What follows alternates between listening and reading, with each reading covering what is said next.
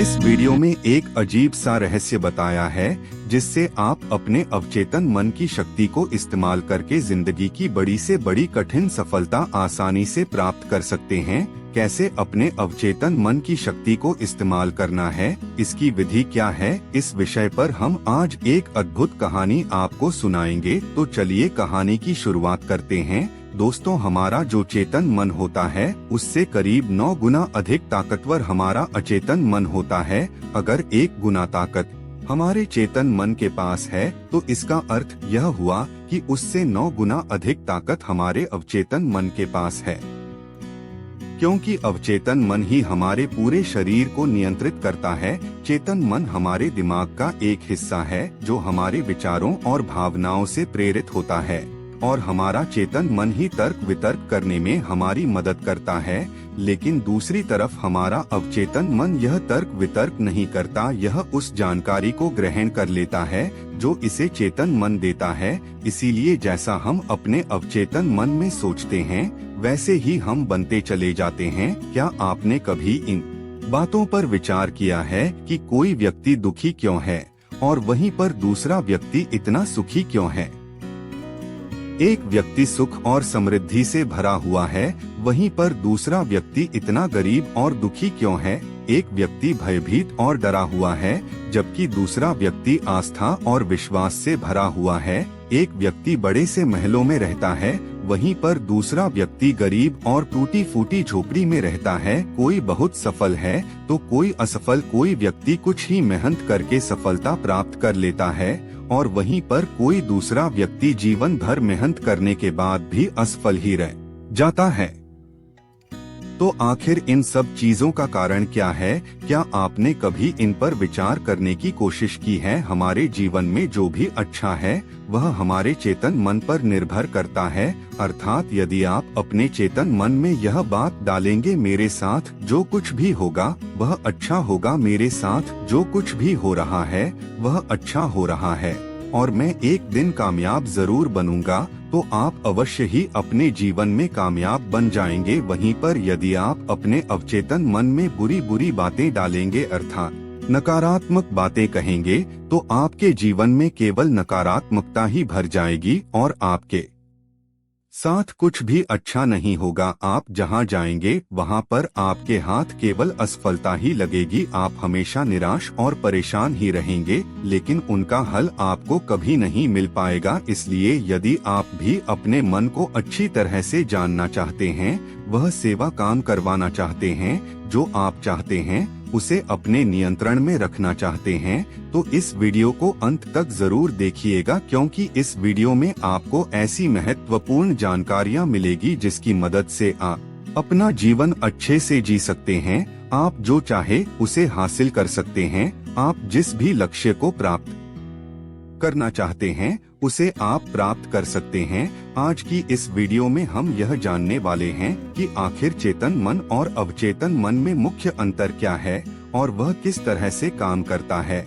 और ता है नहीं, बिल्कुल नहीं। मैंने कई बार अपने आप को समझाया है कि मुझे इस समय पर यह काम करना है, मुझे अपना समय व्यर्थ नहीं करना, मुझे अपने समय का इस्तेमाल करना है और मुझे आगे बढ़ना है, लेकिन मैं चाहकर भी उन सभी कार्यों को समय पर नहीं कर पाता। इस पर वह गुरुवर अपने उस शिष्य से कहते हैं, भंते, जब भी हम अपने आप को कुछ समझाने का प्रयास करते हैं तो हमें ऐसा लगता है कि अब हम समझ चुके हैं और अब हमसे कोई गलती नहीं होने वाली, और हम सोचते हैं कि अब हमारा जीवन बदल जाएगा, हम जो भी करेंगे अब वह सही होगा, अब तो हम जीवन में सफलता प्राप्त कर ही लेंगे। लेकिन दूसरे ही पल हम यह पाते हैं कि हमारे जीवन में कोई बुनियादी बदलाव आया ही नहीं, और ऐसा केवल हमारी नासमझी के कारण होता है। हम अपनी नासमझी के कारण अवचेतन मन की जगह पर अपने चेतन मन को समझाने का प्रयास करते हैं, अर्थात मालिक को छोड़कर हम पहरेदार से बात करते रहते हैं और उसे समझाने की कोशिश करते हैं।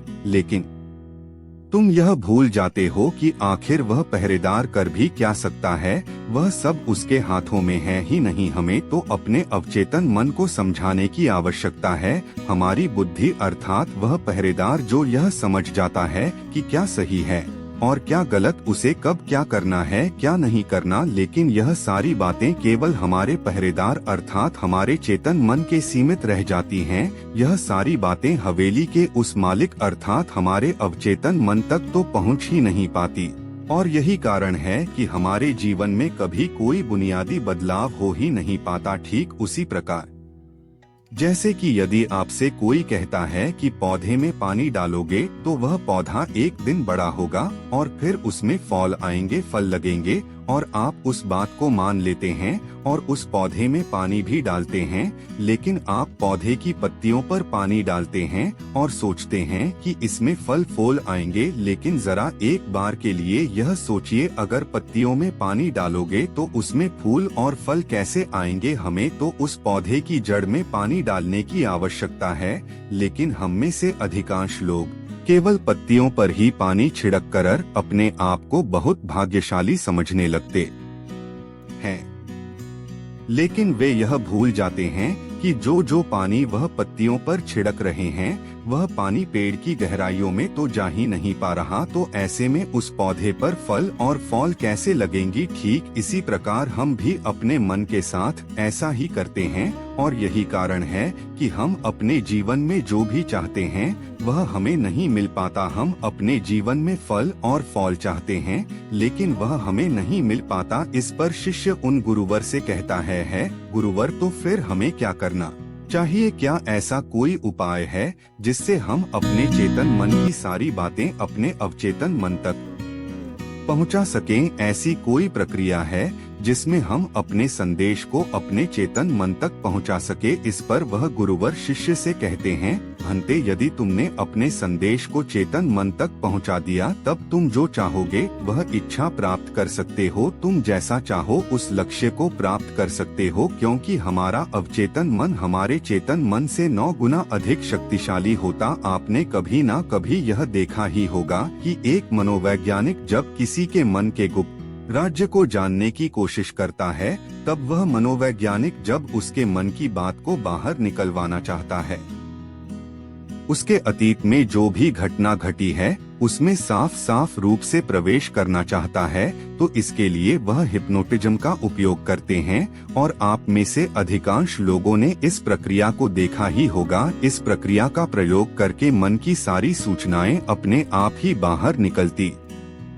इस प्रकार किसी के भी मन को काबू में करके हम उससे जो चाहे वह कार्य करवा सकते हैं। हाँ, अब आपके मन में यह भी प्रश्न उठ रहा होगा कि शायद वह सभी हमारे अवचेतन मन की चाल को समझते हैं, वह इसे अच्छी तरह से जानते हैं कि उसे किस तरह से अपने काबू में किया जाता है। तो इसका जवाब बड़ा ही सीधा और सरल है, और इसका जवाब है हाँ, क्योंकि उन्होंने इसके ऊपर कई बार प्रयोग किया होता है और वह इसमें इतने निपुण हो जाते हैं कि वह किसी भी दूसरे मन पर अपना काबू कर सकते हैं। और अगर आप भी अपने अवचेतन मन की बात को समझते हैं, अपने मन की चाल को समझते हैं, तो आप भी अपने ही नहीं बल्कि किसी दूसरे के मन को भी वश में कर सकते हैं। आगे गुरुवर अपने उस शिष्य से कहते हैं, भंते, अपने अचेतन मन तक संदेश पहुंचाने के लिए आपको अपने चेतन मन को शांत करना होगा, उसे सुलाना होगा। और ऐसा इसलिए क्योंकि हमारा चेतन मन तर्क वितर्क करने में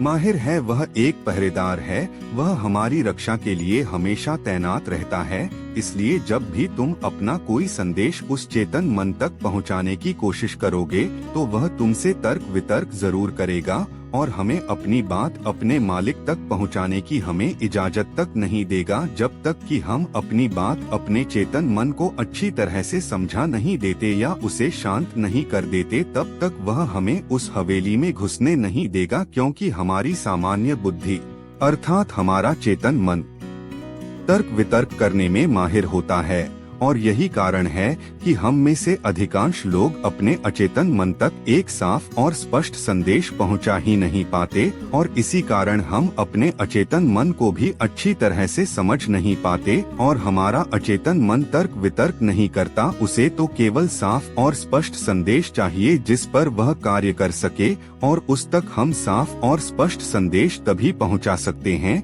जब हमारा मन पूरी तरह से शांत रहेगा, जब हमारे मन में और कोई विचार नहीं होंगे। और यही कारण कि जब एक मनोवैज्ञानिक किसी के मन पर प्रयोग करता है, उसके मन को काबू करने की कोशिश करता है, उससे मनचाही बात निकलवाने की कोशिश करता है, तो सबसे पहले वह उसके चेतन मन को ही सुनाता है। आपने कहीं ना कहीं यह तो देखा ही होगा कि उनके सामने एक पेंडुलम जैसी चीज उनकी आंखों के सामने रख दी जाती है और उसे घुमाया जाता है, जिसे लगातार देखने के बाद वह व्यक्ति पूरी तरह से निद्रा में चला जाता है और इस कारण उसका चेतन मन पूरी तरह से शांत हो जाता है। और जब उसका पहरेदार पूरी तरह से सो जाता है और उसके पास तर्क वितर्क करने के लिए कोई नहीं बचता, तब वह वैज्ञानिक आसानी से उस हवेली में जाता है और उस मालिक से जी भर के बातें करता है। जो बातें वह चाहता है वह बातें वह उससे निकलवा देता है। टिप के एक महान दार्शनिक ने कहा था कि अगर बात समझ में आ जाए तो आपका जीवन परिवर्तित हो जाता है, लेकिन उन्होंने वह बात उस समय के लोगों के लिए कही थी, क्योंकि उस समय टिब और बाकी दुनिया के लोग बहुत सरल हुआ करते थे, उनका मन बहुत साफ हुआ करता था और उनको जो भी बातें बताई जाती थी वह उन बातों को बड़ी शांति पूर्वक सुनते और समझते थे।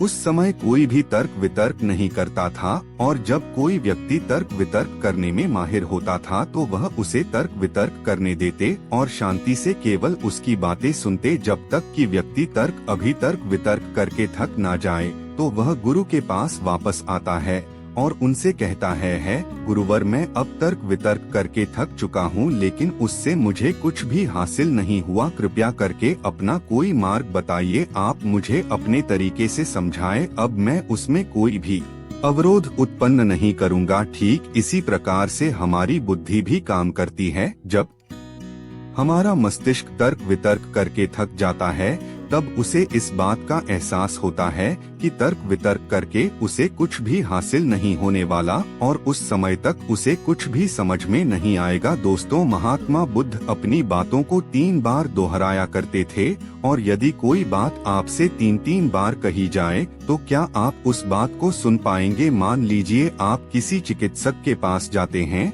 और वह चिकित्सक आपसे एक बार कहता है कि आप ठीक हैं, आपको कुछ नहीं हुआ, तो यह बात आप सुन लेते हैं और आपको यह बात समझ में आ जाती है कि मैं ठीक हूँ और मुझे कुछ भी नहीं हुआ। लेकिन अगर वही चिकित्सक आपसे बार बार वही बात कहे, बार बार वह वही बात दोहराए, तो क्या आपको क्रोध नहीं आएगा? आप यही कहेंगे कि हाँ, मुझे वह बात समझ में आ चुकी है, आप बार बार एक ही बात क्यों दोहरा रहे हैं? मैं समझ चुका हूँ कि मैं बीमार नहीं हूँ और मुझे कुछ नहीं हुआ, तो इसको बार बार दोहराने से क्या फायदा? लेकिन वास्तविकता तो यह है कि जब हम किसी बात को बार बार दोहराते हैं तो उससे हमारा चेतन मन ऊब जाता है और बार बार उस बात को सुनने से हमारा चेतन मन उस बात पर ध्यान नहीं देता और यही वह वक्त होता है जब हमारी बात हमारे अवचेतन मन तक पहुंचती है। और जब आपकी बात आपके अवचेतन मन तक पहुंच जाए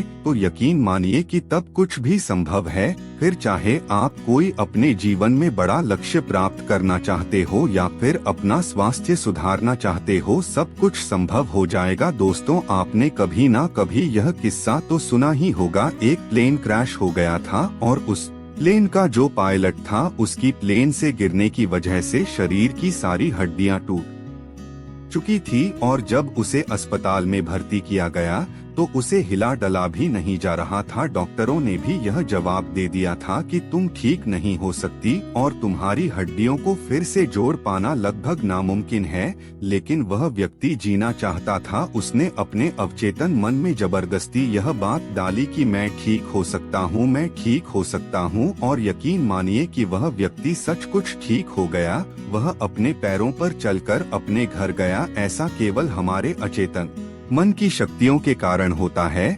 जब हम कुछ ठान लेते हैं और अपने अचेतन मन को एक स्पष्ट और साफ संदेश देते हैं तो हमारा अचेतन मन हमसे कुछ ऐसे कार्य करवाने लगता है कि हमारे लिए सब कुछ मुमकिन हो जाता है। फिर चाहे वह जीवन में कोई बड़ा से बड़ा लक्ष्य प्राप्त करना हो या फिर अपने स्वास्थ्य को सुधारना हो। और पुराने जमाने में यह बहुत सरल हुआ करता था, क्योंकि उस समय लोग तर्क वितर्क नहीं किया करते थे और जो भी उसे कहा जाता था वह उसे बहुत गहन ध्यान के साथ सुनते थे और समझते थे। लेकिन आजकल के तथाकथित बुद्धिमान लोग वे सभी इन सभी बातों को अंधविश्वास कहते हैं। लेकिन यह भी एक वास्तविकता है कि जैसा आप खुद से कहते हैं वैसा ही आप अंदर से बनते चले जाते हैं। आप अंदर से उतने ही अशांत होने लगते हैं और जो व्यक्ति अपने मन की बकबक को शांत कर पाता है वही शांति को प्राप्त कर पाता है। हमारी जो बुद्धिमानी है वही हमारे अचेतन मन का एक रूप होती है। हमारा चेतन मन हमें कोई भी नई चीज सीखने में हमारी मदद करता है। जैसे यदि आप कोई नई भाषा सीखना चाहते हैं या फिर आप कोई नई टेक्निक सीखना चाहते हैं तो इसमें हमारा चेतन मन हमारी बहुत मदद करता है। लेकिन जब बात आती है भावनाओं की, अर्थात क्रोध, कामना, आलस इत्यादि जो कि हमारे अचेतन मन का हिस्सा होते हैं, उन्हें हमें सीखना नहीं पड़ता, वह तो हमारे अंदर पहले से ही मौजूद है। क्या आपने कभी एक पल के लिए यह सोचा है कि क्या आपने कभी ग्रोथ सीखा है? क्या आपने कभी काम वासना सीखी है? क्या आपने कभी आलस सीखा है? यदि आपको बचपन से ही किसी ऐसी जगह पर रखा जाए जहां पर कोई भी व्यक्ति ना हो, कोई भी इंसान ना हो, तब भी आपके भीतर यह सारे गुण आ ही जाएंगे, क्योंकि इसमें तो सिर्फ और सिर्फ हमारे अचेतन मन का ही काम है। यानी कि वह चीजें जो प्रकृति ने हमें पहले से ही दी है और वह सिर्फ हमारे अवचेतन मन के माध्यम से ही भरी जाती है, क्योंकि हमारा अचेतन मन कभी विरोध नहीं करता। क्या आपने कभी इस बात पर भी गौर किया है कि जो इस दुनिया में बाहरी चीजें हैं उसे आप सीख सकते हैं, लेकिन जहां बात आती है हमारे भीतर की, अर्थात ग्रोथ को न करने वाली सीख की, तो आप उस सीख को नहीं सीख पाते। मान लो अगर आपको घड़ी सीखना है तो उसके बारे में हमारे अचेतन मन को कुछ नहीं पता होता।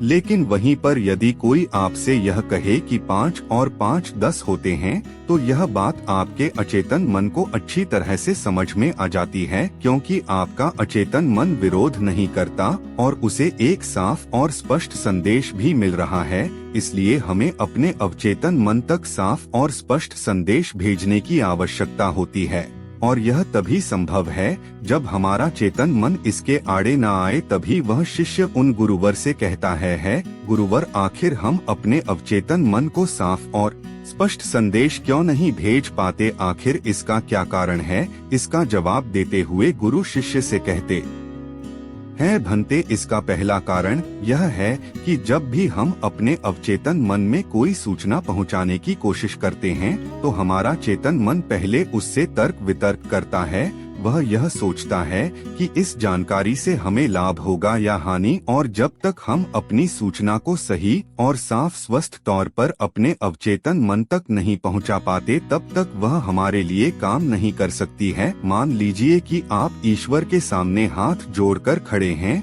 और उनसे प्रार्थना कर रहे हैं कि है ईश्वर, मुझे एक अच्छी नौकरी मिल जाए, मैं अच्छी तरह से कामयाब हो जाऊं। इस दौरान हमारा चेतन मन यह सोचता है कि आखिर मुझे नौकरी मिल जाएगी और मैं कामयाब हो जाऊंगा, तो उसके बाद मैं क्या करूंगा? मैं ऐसा घर खरीदूंगा, ऐसी गाड़ी खरीदूंगा, अपने परिवार के लिए यह करूंगा, वह करूंगा, अपना खुद का व्यापार शुरू करूंगा। ऐसे कई प्रकार के विचार हमारे चेतन मन में उठने लगते हैं और इसी कारण हम अपने औचित्य मन तक साफ और स्पष्ट संदेश भेज नहीं पाते। और इसीलिए कहा जाता है कि ध्यान हमारे मन को शांत कर देता है और शांतपुरम संगीत संगीत संगीत। तो आपको अपने अवचेतन मन तक साफ और स्पष्ट संदेश भेजना ही होगा, अपने अवचेतन मन को अपने वश में करना ही होगा।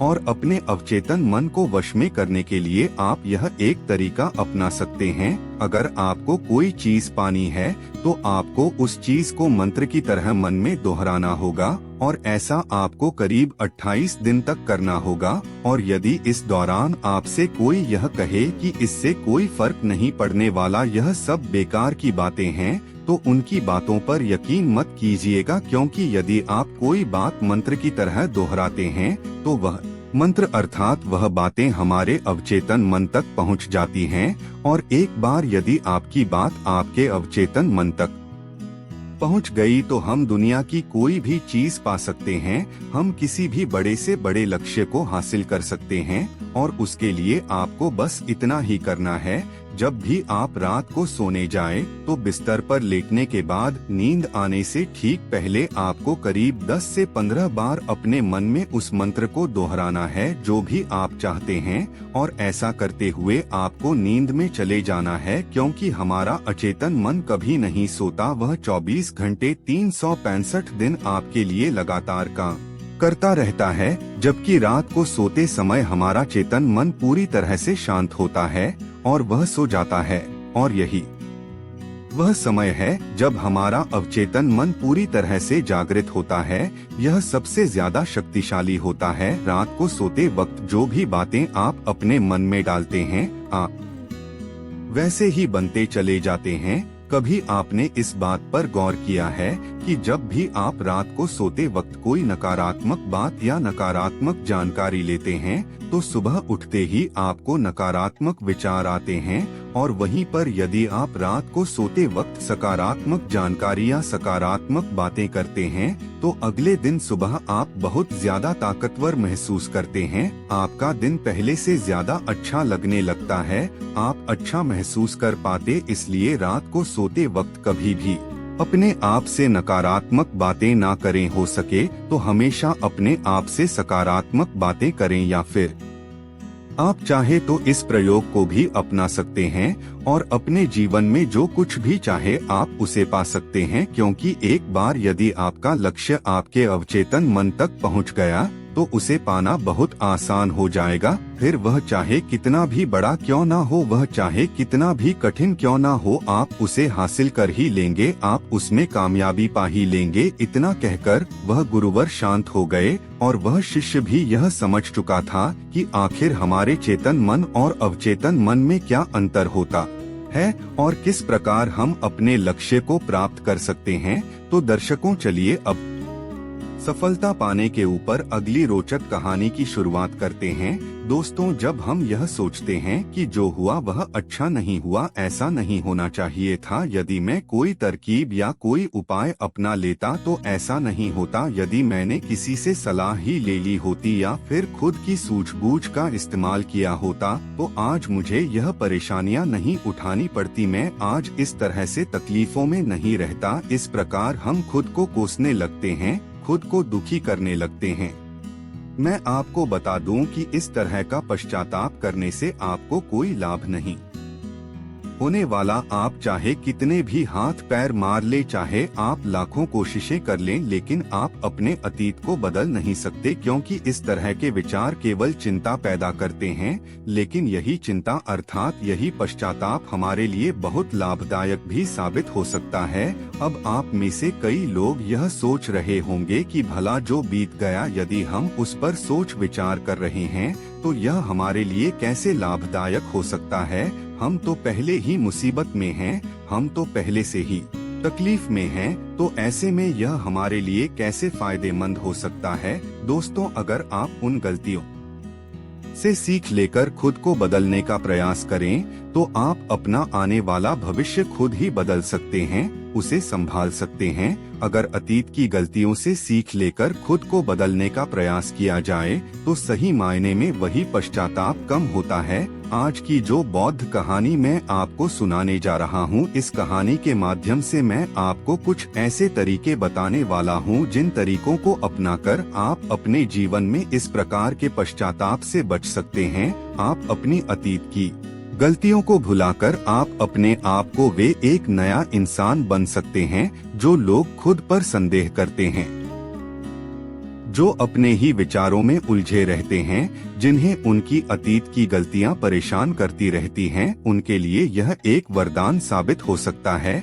एक समय की बात है, एक नगर में एक युवक रहता था जो अपने कर्मों से बहुत परेशान था। उसने 30 साल कड़ी मेहनत की, लेकिन उसके बाद भी उसे अपने कर्मों का फल नहीं मिला, जिस कारण वह अंदर से बहुत निराश हो चुका था। वह अंदर से पूरी तरह से टूट चुका था, जिस कारण उसने संन्यास ग्रहण कर लिया। उसने सोचा कि मैं अपने संसारी जीवन में तो कुछ ना कर सका, लेकिन मैं अपने सन्यासी जीवन में अवश्य कुछ ना कुछ प्राप्त करके ही रहूंगा। मैं सत्य की खोज किसी भी कीमत पर करके ही रहूंगा। देखते ही देखते करीब 5 वर्ष बीत गए, लेकिन अब तक उसका अपने मन पर कोई नियंत्रण नहीं था। जब भी वह भिक्षा मांगने किसी नगर में जाता और वहाँ पर यदि उसकी नजर किसी सुंदर स्त्री पर पड़ जाती तो उसके मन में कामुक विचार उठने लगते थे, और जब भी वह शांत होता और अकेले कहीं पर बैठता तो उसे खुद पर क्रोध आता, उसे खुद पर पश्चाताप होता, और तब वह यह सोचता कि आखिर मैं सन्यासी क्यों बन गया। जब मैं अपने मन पर नियंत्रण ही नहीं पा सकता तो मेरे इस सन्यासी जीवन का क्या फायदा। इससे तो अच्छा होता कि मैं किसी अच्छी और सुंदर स्त्री से विवाह कर लेता, पैसे कमाता और अपना घर परिवार संभालता। हो सकता था कि मेरे अपने बच्चे भी होते, लेकिन मैं भी कितना बेवकूफ हूँ। मैंने अपने सारे सुख त्याग दिए और ना जाने क्यों मैं इन जंगलों में आ गया, ना जाने क्यों मैंने संन्यास ग्रहण कर लिया। इसी प्रकार के कई सारे विचार उसके मन में उठने लगे थे, और इन्हीं विचारों के कारण उसके मन में नकारात्मकता पैदा होने लगी थी, जिस कारण वह छोटी छोटी बातों पर क्रोधित हो जाता। वह अपने आप को कोसने लगता। जब भी वह किसी सफल सन्यासी को देखता तो उसके मन में जलन पैदा होने लगती और वह उन्हें नीचा दिखाने के लिए हर मुमकिन प्रयास भी करता। इसी प्रकार के कई तरह के विचार उसे परेशान करने लगे थे,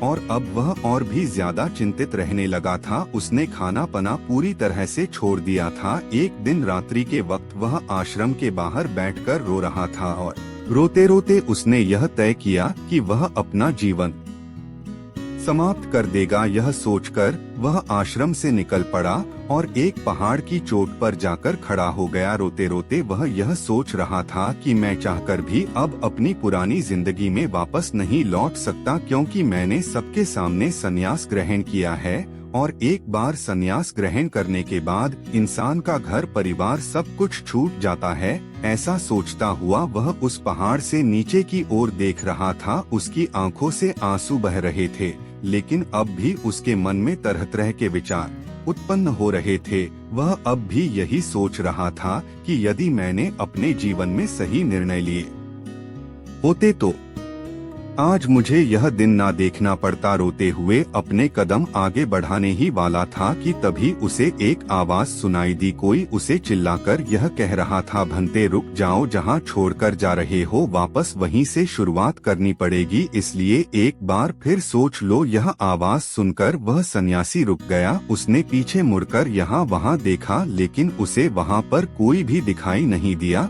तभी उसने जोर से चिल्लाकर कहा, कौन हो तू। तभी उसकी नजर एक बूढ़े बौद्ध भिक्षु पर पड़ी, और उन्हें देखकर वह सन्यासी और भी क्रोधित हो उठा और कहने लगा, कौन हो तुम और मुझे क्यों रोकना चाहते हो। तभी वह बूढ़ा बौद्ध भिक्षु उस सन्यासी से कहता है, भंते मैं तो बस इतना ही कह रहा हूँ, तुम जहाँ छोड़कर जा रहे हो तुम्हें वापस वहीं से शुरुआत करनी पड़ेगी, इसलिए निर्णय लेने से पहले एक बार फिर सोच लो, कहीं तुम फिर से गलत निर्णय तो नहीं ले रहे। तभी वह सन्यासी क्रोधित होकर उन बौद्ध भिक्षु से कहता है, आपको क्या लगता है कि मैं बार बार यही गलतियाँ दोहराऊंगा। मैं मानता हूँ कि मैंने अनजाने में गलतियाँ की है, और इसका मतलब यह नहीं कि बार बार मैं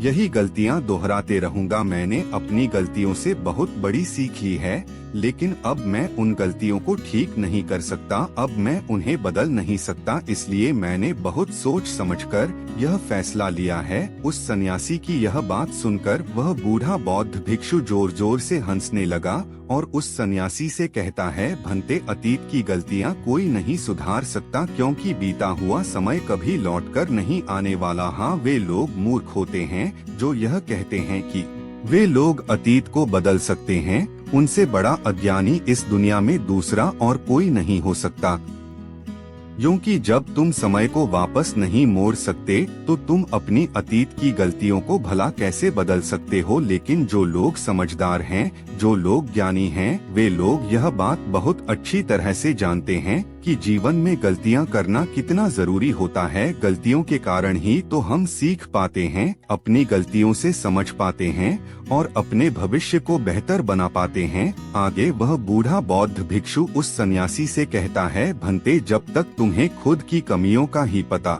नहीं होगा तब तक तुम अपने आप को बेहतर कैसे बना सकते हो। और हमारी कमियां तो सिर्फ हमारी गलतियों से ही पता चलती है। आगे वह बूढ़ा बहुत भिक्षु उस सन्यासी से कहता है, बहती है, हर माता पिता अपने बच्चों को बड़े ही लाड़ प्यार से पालते हैं। वह उन पर कभी कोई आँच नहीं आने देना चाहते। वह यह नहीं चाहते कि उनका बेटा कभी कोई गलतियां करें और उसे कोई तकलीफ हो, लेकिन वह यह भूल जाते हैं कि जीवन एक युद्ध का मैदान है जहां हम खुद अपनी गलतियों से सीखते हैं और एक योद्धा बनते हैं। और जो यह सोचता है कि वह अपने जीवन में कभी कोई गलती ही नहीं करेगा, तो इसका अर्थ यह हुआ कि वह कभी भी जीवन के इस रण क्षेत्र में हिस्सा ही नहीं लेना चाहता। और जो कोई भी इस युद्ध में हिस्सा नहीं लेता वह अपने जीवन में कभी कुछ नया नहीं कर पाता, ना ही वह अपने जीवन में कुछ सीख पाता है। वह तो केवल वही करता है जो उसे सिखाया गया है। और जो व्यक्ति इस युद्ध भूमि में हिस्सा लेता है वह यह अच्छी तरह से जानता है कि उसे कई बार गिरना होगा, कई बार संभलना होगा, लेकिन उसे रुकना नहीं है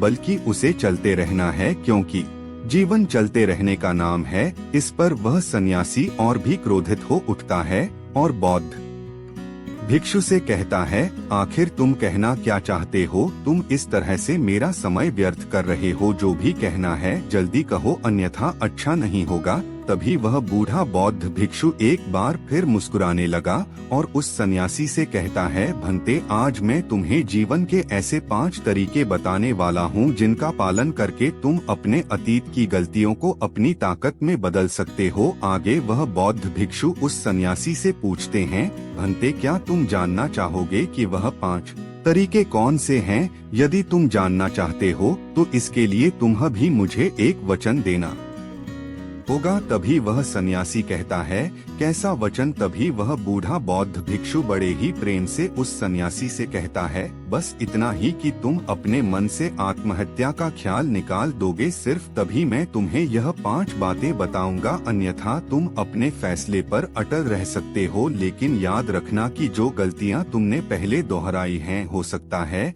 कि इस बार भी तुम वही गलती कर रहे हो। इतना कहकर वह बूढ़ा बौद्ध भिक्षु शांत हो गया। वह सन्यासी कुछ देर के लिए सोच विचार में पड़ गया। वह यह नहीं समझ रहा था कि वह क्या करे। यदि वह आत्महत्या करता है तो उसे वह 5 बातें नहीं पता चल पाएंगी, और यदि वह 5 बातें जानने के लिए जाता है तो उसे आत्महत्या का ख्याल मन से निकालना पड़ेगा। वह सन्यासी असमंजस में पड़ गया, लेकिन काफी देर सोच विचार करने के बाद आखिरकार उसने उस बूढ़े बौद्ध भिक्षु की बात मान ली और वह उन बूढ़े बौद्ध भिक्षु के पास पहुंचा और कहने लगा, कहिए, आप क्या कहना चाहते हैं? तभी वह बूढ़ा बौद्ध भिक्षु उस सन्यासी से पहली बात बताते हुए कहता है, भंते, सबसे पहले तो तुम यह जान लो कि अतीत में जो भी तुमसे गलतियां हुई है वह किसकी कारण हुई, उसके पीछे का क्या कारण था। क्योंकि कोई भी गलती करने के पीछे कुछ मुख्य कारण अवश्य होते हैं।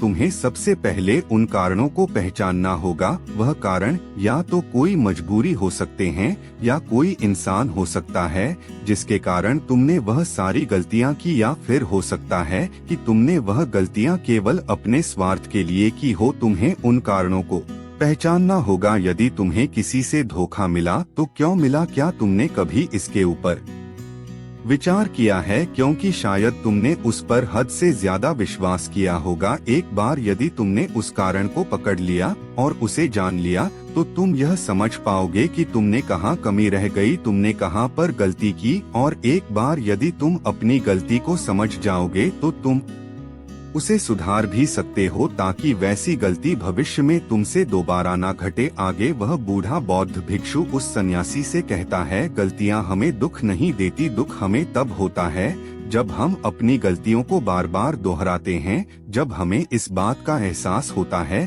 कि शायद हम अपनी गलती को अब सुधार नहीं सकते और शायद हमारे भीतर अब उतना आत्मबल नहीं बचा कि हम उन गलतियों से सीखकर उन्हें सुधार सकें, जब हमें खुद पर संदेह होने लगता है, खुद पर संशय होने लगता है, तब हमें पीड़ा होती है।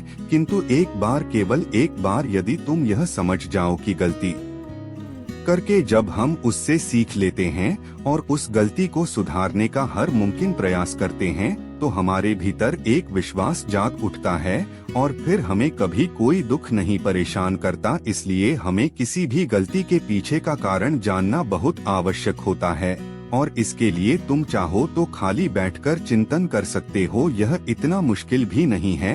एक बार अगर उस गलती के पीछे की वजह तुम्हें समझ में आ जाए, तब दूसरा तरीका काम आता है। जब हम गलती के पीछे की वजह को जान जाते हैं, उसे समझ जाते हैं, तो उसके बाद हमें खुद से एक सवाल करना चाहिए और वह सवाल यह है कि गलती करने से पहले हम कैसे इंसान थे और यह गलती करने के बाद हमारे अंदर क्या परिवर्तन हुआ है, क्या हमने अपनी गलती से कोई सीख ली है या नहीं, और यदि सीख ली तो फिर हमने अपने बारे में क्या क्या जाना। आगे वह बूढ़ा बौद्ध भिक्षु उस सन्यासी से कहता है, भंते, यदि तुम इस प्रकार खुद से सवाल करोगे तो तुम पाओगे कि तुम्हारे जीवन में कुछ नए अनुभव जुड़ गए हैं और यह अनुभवी तुम्हें आगे ले जाएंगे, क्योंकि यह जीवन में आगे बढ़ने के लिए तुम्हारी बहुत मदद करेंगे। तुमने देखा होगा कि जब किसी को जीवन में धोखा मिलता है तो अधिकांश लोग केवल यह सोचते हैं कि आखिर इसमें हमारी क्या गलती थी,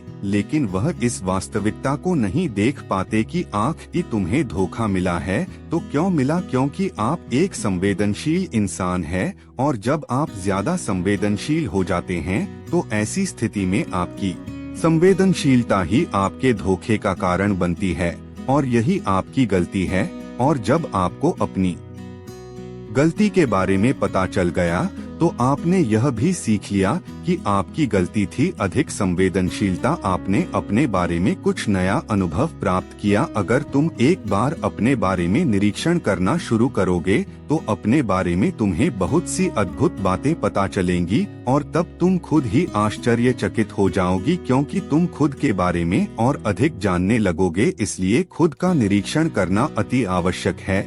आगे वह बूढ़ा बौद्ध भिक्षु उस सन्यासी से तीसरी आदत बताते हुए कहता है, तीसरे तरीके में हम खुद से संकल्प करते हैं। हम यह दृढ़ संकल्प बना लेते हैं कि हम भविष्य में दोबारा यह गलती नहीं दोहराने वाले। हाँ, हमसे कुछ नई गलतियां आवश्यक होंगी, लेकिन यह गलतियां हम जीवन में कभी नहीं दोहराएंगे। आगे वह बूढ़ा बहुत भिक्षु सन्यासी से कहता है, बनते, इस संसार में 3 प्रकार के लोग होते हैं। एक वह जो दूसरों की गलतियों से सीखते हैं, दूसरे वह जो खुद की गलतियों से सीखते हैं और तीसरे वह जो गलतियां करते ही रहते हैं लेकिन कभी अपनी गलतियों से सीख नहीं पाते। तुमने भिन्न भिन्न प्रकार की नदियों को तो देखा ही होगा। नदियों का अर्थ तभी निकलता है जब वह अलग अलग जगह से होकर गुजर है। अगर वही नदी एक जगह पर ठहर जाए तो क्या वह नदी कहलाएगी? इसी प्रकार एक इंसान का जीवन भी नई नई गलतियां करने के लिए बना है। इसलिए एक बार जो तुमने गलती कर दी उसके लिए दृढ़ संकल्पित हो जाओ कि तुम जीवन में वह गलतियां कभी नहीं दोहराओगे। हाँ, हो सकता है कि तुमसे कोई नई गलतियां हो, लेकिन यदि तुम बार बार वही गलतियां दोहराते हो तो तुम मूर्ख हो। ऐसी अवस्था में तुम में और किसी जानवर में कोई फर्क नहीं रह जाएगा। आगे वह बहुत भिक्षु उस सन्यासी को चौथा तरीका बताते हुए कहते हैं, भंते, कई बार तो हमें पहले से ही अपनी गलतियों के होने का एहसास हो जाता है। गलतियां होने से पहले ही हमें उसका आभास हो जाता है कि हमसे गलतियां होने वाली है। इसलिए अगर गलती होने से पहले आपको एहसास हो रहा है तो आप बहुत खुशकिस्मत है और आप उस गलती को होने से रोक सकते हैं। आपने कभी न कभी इन संकेतों को महसूस किया होगा, क्योंकि यह ब्रह्मांड हमें संकेत देता है, लेकिन फिर भी हम में से अधिकांश लोग इन बातों को नजरअंदाज कर देते हैं, जिसका परिणाम हमें बाद में भविष्य में भोगना पड़ता है। लेकिन जैसे जैसे आप अपने इन अतीत की गलतियों से सीखने लगते हैं तो आपका अनुभव बढ़ने लगता है। जीवन के बारे में समझ पैदा होने लगती है, और जब हमारी समझ बढ़ने लगती है तो गलतियों को होने से रोका भी जा सकता है। इसलिए बुद्धिमानी का इस्तेमाल करें। चिंतन करिए कि आप जो भी काम करने जा रहे हैं, आखिर उसका परिणाम क्या हो सकता है। कहीं वह काम कोई गलती तो नहीं कहलाएगा। इसी तरह से एक मनुष्य जीवन के परिपक्व में बांटा जाता है, और इसी से आपका विकास होता है, और हम सभी को इस राह से होकर गुजरना ही पड़ता है, अन्यथा हमारा जीवन वहीं पर ठहर जाएगा। हम कभी भी आगे नहीं बढ़ पाएंगे। यदि आप अपने जीवन में आगे बढ़ना चाहते हैं, किस लक्ष्य को प्राप्त करना चाहते हैं, तो आपको इस कार्य प्रणाली को अपनाना ही होगा, इसे समझना ही होगा। आगे वह बूढ़ा बौद्ध भिक्षु उस सन्यासी को आखिरी आदत बताते हुए कहते हैं, बनते आखिरी और सबसे महत्वपूर्ण सीख, अगर तुम अपने अनुभव से एक इंसान बन चुके हो तो अब तुम दूसरों के लिए मार्गदर्शन का काम कर सकते हो। तुम दूसरों की राह में दीपक बनकर उन्हें रोशनी दिखा सकते हो, उन्हें उनकी राह पर आगे बढ़ा सकते हो, क्योंकि हम वैसे ही बन जाते हैं जैसा कि हम सोचते हैं। और जब आप खुद को बेहतर बनाने का प्रयास करेंगे तो आप देखते ही देखते बेहतर बनते चले जाएंगे, और यह प्रकृति भी आपका साथ देगी, आपकी सहायता करेगी। ब्रह्मांड आपको खुद बखुदा दिखाएगा, और आप मानव जाति का कल्याण करने के कार्य में लग जाते हैं। तब वह शास्त्रों में सबसे सर्वश्रेष्ठ कार्य माना जाता है। इससे श्रेष्ठ कार्य तो और कोई हो ही नहीं सकता। जो व्यक्ति समस्त जीव जंतुओं और मानव जाति के कल्याण के बारे में सोचता है, ऐसे लोग परमात्मा हो जाते हैं। ऐसे व्यक्तियों के मन में प्रेम, करुणा, दया जैसे अनेक भाव उत्पन्न होने लगते हैं, और परमात्मा करुणा और प्रेम का ही दूसरा नाम है। इतना कहकर वह बूढ़ा बौद्ध भिक्षु शांत हो गया, और उस सन्यासी को भी अपनी गलती का एहसास हो गया। अब उसकी आंखों में खुशी की आंसू थे। वह उन बौद्ध भिक्षु के चरणों में जा गिरा, और उन बूढ़े बौद्ध भिक्षु से कहता है, गुरुवर, ऐसा निर्मल और जीवन का सार्थक ज्ञान पाकर मैं धन्य हो गया। आपने जो कुछ भी मुझसे कहा है उसे मैं अपने जीवन में जरूर अपनाऊंगा, और मैं भी अपने जीवन को सार्थक बनाकर दिखाऊंगा। इतना कहकर उसने उन बौद्ध भिक्षु को प्रणाम किया और वापस अपने आश्रम लौट गया। दोस्तों, मैं उम्मीद करता हूँ कि यह कहानी सुनने से आपके जीवन में अच्छे बदलाव आए होंगे। आपको इस वीडियो से क्या सीखने मिला, यह कमेंट करके जरूर बताएं, और अपने परिवार, दोस्तों या आपके करीबी इंसान के साथ यह कहानी शेयर करके उन्हें भी इस ज्ञान से परिचित करवाएं। बाकी अगर आपको यह वीडियो दिल से अच्छी लगी हो तभी इस वीडियो को लाइक कर देना, और आपने अब तक इस चैनल को सब्सक्राइब ना किया हो तो चैनल को सब्सक्राइब भी जरूर कर देना। आपका हर दिन शुभ हो और खुशियों से आपका जीवन भरा रहे। धन्यवाद। नमो बुद्धाय।